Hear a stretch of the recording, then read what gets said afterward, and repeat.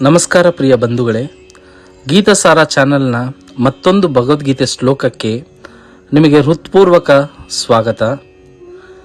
ಇಂದಿನ ಶ್ಲೋಕಗಳಲ್ಲಿ ಅರ್ಜುನನ ಮನಸ್ಸಿನ ವೇದನೆ ಮತ್ತು ಆತ್ಮ ಸಂಘರ್ಷವನ್ನು ಕಂಡೆವು.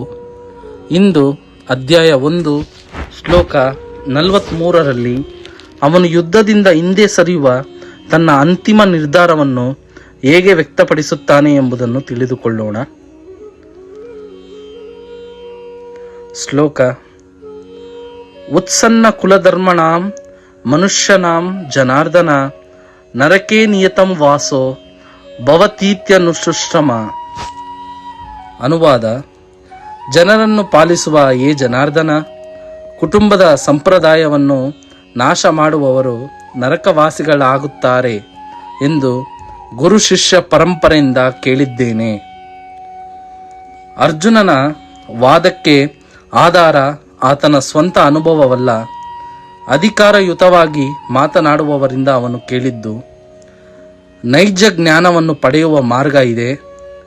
ನೈಜ ಜ್ಞಾನದಲ್ಲಿ ಆಗಲೇ ಪ್ರವೇಶವನ್ನು ಪಡೆದಿರುವ ಯೋಗ್ಯ ವ್ಯಕ್ತಿಯ ನೆರವಿಲ್ಲದೆ ಯಾರೂ ಆ ಜ್ಞಾನದ ನಿಜವಾದ ತಿರುಳನ್ನು ಪಡೆಯುವುದು ಸಾಧ್ಯವಿಲ್ಲ.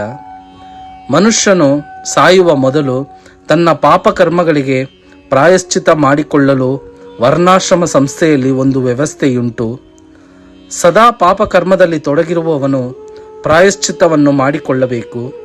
ಹೀಗೆ ಮಾಡದಿದ್ದ ವ್ಯಕ್ತಿಯು ತನ್ನ ಪಾಪಕರ್ಮಗಳ ಫಲವಾಗಿ ಯಾತನೆಯನ್ನು ಅನುಭವಿಸಲು ನರಕ ಲೋಕಗಳಿಗೆ ಖಂಡಿತವಾಗಿ ದೂಡಲ್ಪಡುತ್ತಾನೆ. ಈ ಶ್ಲೋಕ ನಮಗೆ ತಿಳಿಸುವ ಸಂದೇಶ ಏನೆಂದರೆ, ಭಯ ಮತ್ತು ಅತಿಯಾದ ಕರುಣೆ ಬಂದಾಗ ಧರ್ಮದ ಮಾರ್ಗವು ಮಸುಕಾಗಬಹುದು. ಅಂತಹ ಸಂದರ್ಭದಲ್ಲಿ ದಿವ್ಯ ಜ್ಞಾನವೇ ನಮ್ಮನ್ನು ಸರಿಯಾದ ದಾರಿಗೆ ತರುತ್ತದೆ.